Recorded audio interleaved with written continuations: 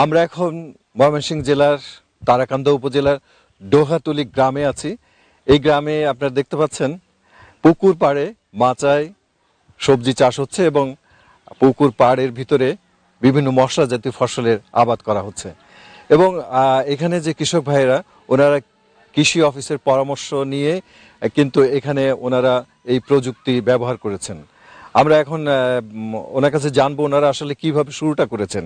কি নাম ভাই আপনার? আমার নাম মোহাম্মদ সাদত হোসেন। আপনারা এই যে মাছ চাষ করছেন, পাশাপাশি পুকুর পাড়ে আপনারা সবজি চাষ করছেন, পুকুরে আপনার কি কি মাছের চাষ আছে?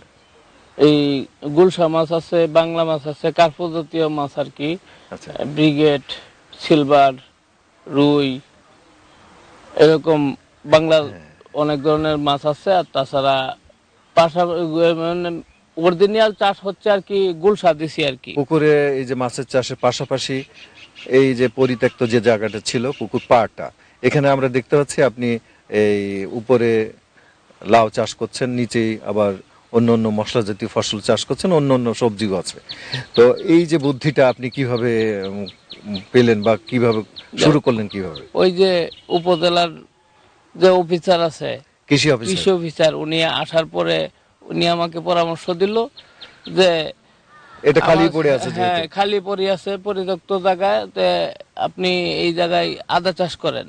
আমরা 500 বস্তা আদার আমাকে একটা প্রজেক্ট দিছে আর কি ওনারা, হ্যাঁ প্রদর্শনী দিচ্ছে। দেওয়ার পরে আমি নিজে উদ্বুদ্ধ হইয়া আমি আরো 2500 বস্তা বাড়ায়া 3000 বস্তা করছি। আচ্ছা আচ্ছা। করার পাশাপাশি ওনারা বলতেছে যে আদার ছায়া লাগে আর কি, তো ছায়া লাগার পাশাপাশি তারপরে এই যে সবজি চাষ করছি।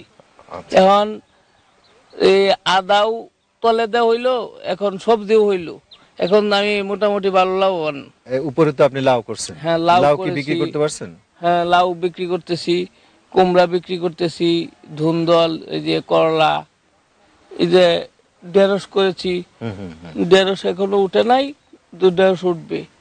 এরকম আরো বিভিন্ন জাতের চাষ করছি। যে আগে যে বাজার থেকে যে জিনিসগুলো আমার কিনে আনতে হইতো, আমি সবগুলাই করছি। অর্থাৎ মানে আমি আর এখন বাজার থেকে কোনো কিছু কিনি না। তার মানে পুকুরে মাছ, উপরে সবজি, তরকারি বা মাছ আপনার বাজার থেকে কিনতে না, কোনো কিছু কিনা লাগে না। পুকুর পাড়ে বাকি 30% জমিতে বিভিন্ন ধরনের শাকসবজি ও মশলা ফসল একসাথে চাষ করেছেন। এসব ফসলের মধ্যে রয়েছে বাড়ি আদা 3, স্থানীয় জাত ডিমলা হলুদ, চাল কুমড়া, করলা, লাউ, ধন্দুল, বেগুন, ঢেঁড়স, টমেটো ও মরিচ সহ নানান ধরনের ফসল। দর্শক, আপনারা দেখতে পাচ্ছেন আমার হাতে একটি জালি কুমড়া, এবং জালি কুমড়া কিন্তু এখন পর্যন্ত আমরা দেখতে পাচ্ছি আল আছে, তার মানে খুব টাটকা একটি জালি কুমড়া দেখতে পাচ্ছি। এবং এই পুকুর পাড়ের ক্ষেত থেকে এটাকে উত্তোলন করা হয়েছে। আর এই কৃষি কাজের সাথে আমরা যে কৃষকের সাথে এতক্ষণ কথা বললাম, ওনার ছেলেও কিন্তু পড়াশোনার পাশাপাশি এই কাজের সাথে যুক্ত আছে। কি নাম তোমার বাবা? মোহাম্মদ কাউসার। কাউসার, কেমন আছো তুমি? আলহামদুলিল্লাহ ভালো আছি। পড়াশোনার পাশাপাশি তো বাবাকে সাহায্য করা হচ্ছে নাকি? জি। এগুলো এখন কোথায় নিয়ে যাবে? এগুলো বাজারজাত করার জন্য পাশে বাজার আছে, বাজারে নিতে হবে। বাজারে নিতে হবে না? জি। আচ্ছা, এই এই এই যেমন এই জালিটা কত বিক্রি হবে? এই জালিটা পার পিস 40 টাকা, 40-30 আর কি, সাইজ বুঝে। বড়টা হইলে সাইজের দাম একটু বেশি, ছোটটা হইলে একটু কম। আচ্ছা। আর এই যেটা করলাটা 60 টাকা কেজি বাজারে বিক্রি করতে পারবো। আচ্ছা। লাউটা তো আজকে খেতে ফার্স্ট, প্রথম, ঠিক আছে, এটা প্রথম উঠাইছি, বিক্রি করি নাই এখনো। তোমরা এই যে পড়াশোনার পাশাপাশি বাবাকে সহযোগিতা করছো এবং কৃষি কাজের সাথে যুক্ত হচ্ছে, ভবিষ্যতে কি করার ইচ্ছা আছে তোমার? ভবিষ্যতে পড়াশোনা করতেছি, পাশাপাশি বাবার কাজে সহযোগিতা করতেছি। আচ্ছা, কৃষি কাজ করার এখন তো মানুষ আমরা দেখতে পাচ্ছি যে অনেক জায়গায়, সারা বাংলাদেশের অনেক জায়গায় দেখতে পাচ্ছি যে অনেক তরুণ উদ্যোক্তা পড়াশোনা করে তারা কৃষিতেই থাকতেছে। কারণ হচ্ছে চাকরি করলে যে পয়সাটা পাওয়া যায় তার থেকে কিন্তু কৃষিতে অনেক বেশি পয়সা পাওয়া যায়। আসলে যারা কৃষিটাকে ভালোবাসে তারা তো আর পড়াশোনা করে সবাই তারা চাকরি বাকরি করেন, যারা ভালোবাসে তারা তো কৃষিটাকেই ভালোবাসে, ঠিক আছে। আমি আমার বাবার পাশাপাশি যদি একজন আদর্শ কৃষক হইতে পারি, আশা আছে। আদা চাষ করেছেন বস্তায়। তিনি নিজ উদ্যোগে 2500টি বস্তা এবং কৃষি কর্মকর্তার কার্যালয় থেকে 500 বস্তা পেয়ে সেখানে আদা চাষ করছেন। জৈব সার ও জৈব বালাইনাশক ব্যবহার করে সম্পূর্ণ জৈব পদ্ধতিতে চাষাবাদ করছেন। গাছে প্রচুর পরিমাণ চাল কুমড়া ধরেছে। কৃষক ফসল সংগ্রহ করছেন ইতিমধ্যেই। উপজেলা কৃষি কর্মকর্তা তাকে সবসময় সহায়তা করে আসছেন। পুকুরের চারপাশে যে পতির জমিগুলা থাকে, আমাদের তারাকান্দা বা আমার গালাগাঁও ইউনিয়নে বেশ কিছু পুকুর আছে।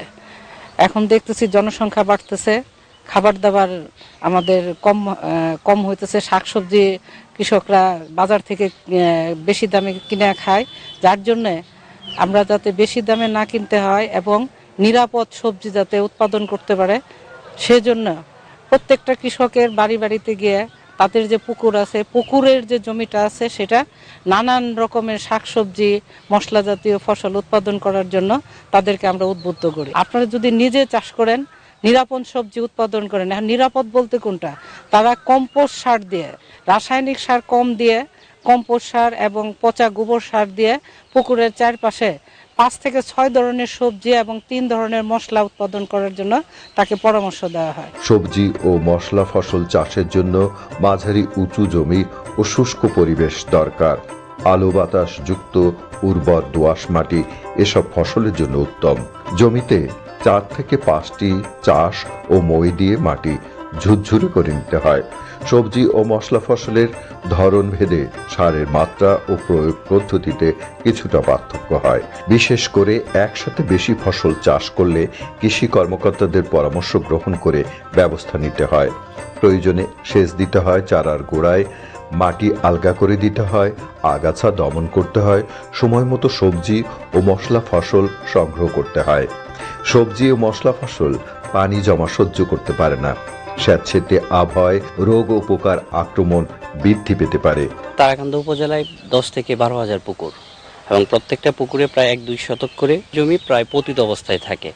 তখন আমাদের যে উপজেলা কৃষি অফিসার মহোদয় আছেন, ওনার একটা পরিকল্পনা গ্রহণ করেন যে এই পুকুর পাড়ের জায়গাগুলো কীভাবে সর্বোত্তম ব্যবহার করা যায়। তখন স্যার পুকুর পাড়ে মাছাই সবজি এবং বিভিন্ন ধরনের সবজি চাষ করার জন্য, যেহেতু তারাকান্দার ম্যাক্সিমাম পুকুর 1 ফসলি এবং 2 ফসলি বা 3 ফসলি জমির উপর, যেগুলোতে আগে সবজি হতো, তো এখন এই জায়গাগুলোতে সবজির আবাদের আওতায় আনার জন্য স্যার পদক্ষেপ গ্রহণ করেন এবং এই আমাদের যে শাহাদাত কৃষক ভাই আছেন ওনাকে আমরা উদ্বুদ্ধকরণ করি। উনি এখানে একই সাথে অনেক ফসল করে এবং যে মাছাই সবজি করে তার নিচের যে পতির জায়গাটা থাকে ছায়াযুক্ত, ওইখানে আমরা বস্তায় আদা চাষ করার জন্য এবং হলুদ চাষ করার জন্য আমরা ওনাকে উদ্বুদ্ধ করি। এবং আমরা এখানে তাদেরকে যেহেতু পরিবেশগত বিষয়টাও নিয়ন্ত্রণ রাখার জন্য কীভাবে পরিবেশের সুস্বাস্থ্য বজায় রাখে সেই বিষয়ে আমরা উদ্বুদ্ধ করার জন্য বিভিন্ন প্রযুক্তি ব্যবহার করি। যেমন বস্তায় মাটিটা যখন তারা শোধন করে তখন আমরা ট্রাইকোডার্মা এবং আমরা সেক্স ফেরোমন ট্র্যাপ বা ইয়োলো ট্র্যাপ বা বিভিন্ন ধরনের প্রযুক্তির কথা ওনাদেরকে উদ্বুদ্ধ করি, যেটা ওনারা নিরাপদ ফসল ভক্ষণ করতে পারে এবং বাজারেও যে ফসলটা সাপ্লাই হয় এবং নিরাপদ ফসলটা তারা যাতে বাজারে দিতে পারে, এটা আমাদের মূল টার্গেট। আমাদের প্রত্যাশা আধুনিক প্রযুক্তি ব্যবহারে পুকুর পাড় সহ অন্যান্য পতিত জমিতে সবজি ও মশলা ফসলের চাষ করা গেলে নিঃসন্দেহে উৎপাদন বাড়বে। সার্বিকভাবে উপকৃত হবে দেশের মানুষ, সমৃদ্ধ হবে দেশের অর্থনীতি।